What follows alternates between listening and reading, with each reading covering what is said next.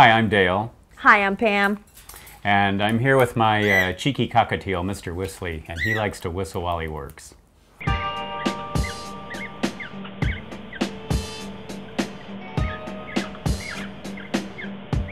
This is Mr. Whistly and his bird Buddha Girl getting it on.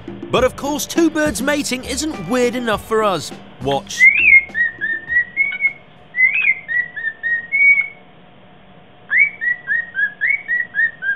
Pam was kind of with her camera phone, and sure enough, it turned out every time he does his thing, he gets off and he has his cigarette in the form of whistling, whistle while he works.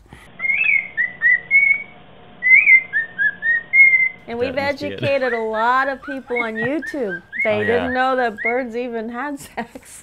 So yeah, well, surprise, surprise. We're glad to be of service. But please don't think this is demeaning to Buddha Girl. I've heard she likes a cockatoo.